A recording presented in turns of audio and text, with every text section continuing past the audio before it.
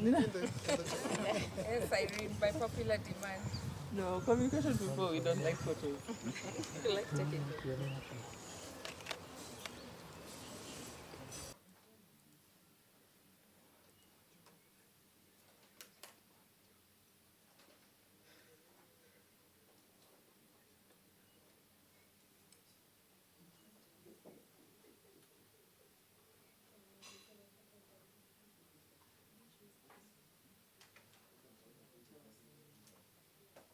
This side doesn't have.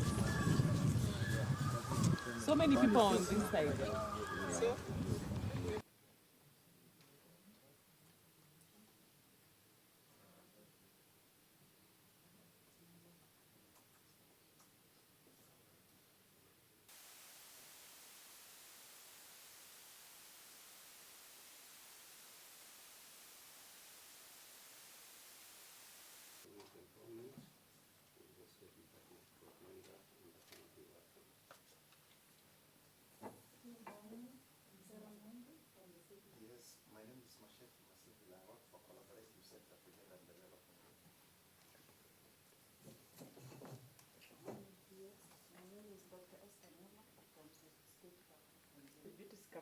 From State Department for Gender, Policy Research and Documentation Directorate. Good morning, everyone. My name is David Odata. I'm the Executive Assistant to the PSC. more specifically, under the Women's Health Statistics. Thank you. Good morning, Madam PS. My name is Osanga.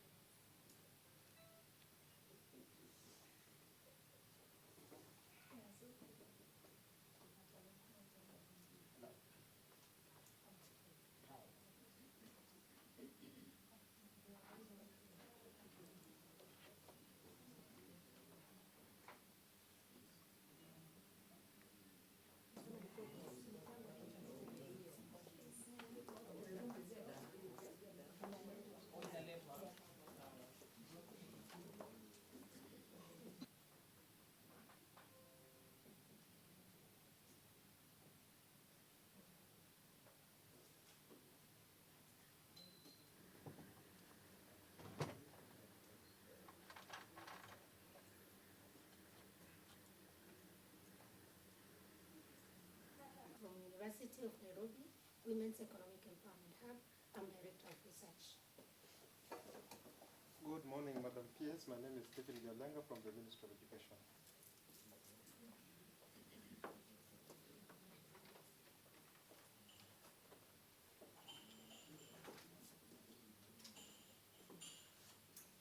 We know that women do 7 more times work than the men do when it comes to domestic work and care. By care, we don't only mean the children. We also mean the aging populations that we have to deal with, whether it is elderly parents and relatives, whether it is those who are sick in our families, and then on top of that, balance with the office work. And this really came out in 2019 when this COVID started, and suddenly we had to do so much more at the family front and still at the economic front. By having a policy, the government will address some of these things. How do women get recognized for the extra work that they do? We know that women in the economic sector are undervalued. Their work is undervalued, underpaid, and unrecognized.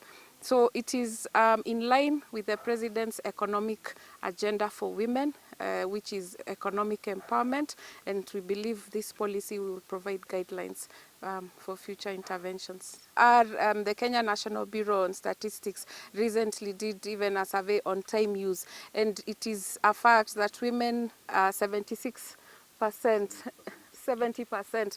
Yeah, the statistics are that women earn less by 70% for the same amount of work that men do. Women get compensated differently for men for the same amount of work they do. So we are saying equal pay for equal work.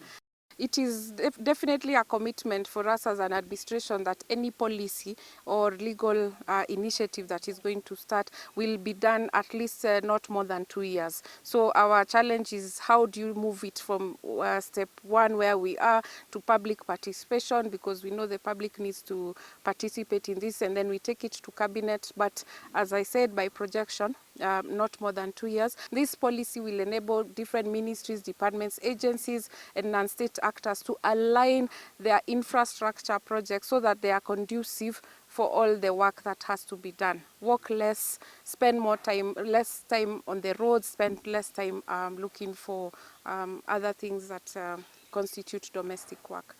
We are that entity that champions gender equality, women empowerment, ensuring that women are included in processes, women are benefiting, women have a voice in terms of the way that they live their lives. So our role is to support the State Department for Gender, ensure that we have technical experts in place that will help in drafting these policy documents, but also ensure that there are resources available. So we expect that before the next 2 weeks we'll have a draft gender policy in place. Thank you.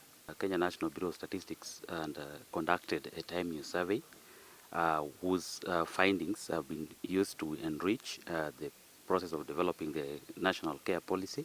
We've also been able to undertake a national care needs assessment to be able to understand what is the current supply of care in the economy, and also what is the demand for care in the economy, and also what are the potential, investments that if done in the country by the multiple stakeholders, then we'll be able to ensure that care work that is done by women is recognized, is reduced, is redistributed, and also looking at other aspects in terms of representation as well as also reward are all addressed. So we've also been able to work with the academia, that is the University of Nairobi, who have also been able to utilize the time use survey data to undertake a further analysis just to be able to really understand that what are really the main drivers that per se really draw women into shouldering much of the burden on unpaid domestic and care work.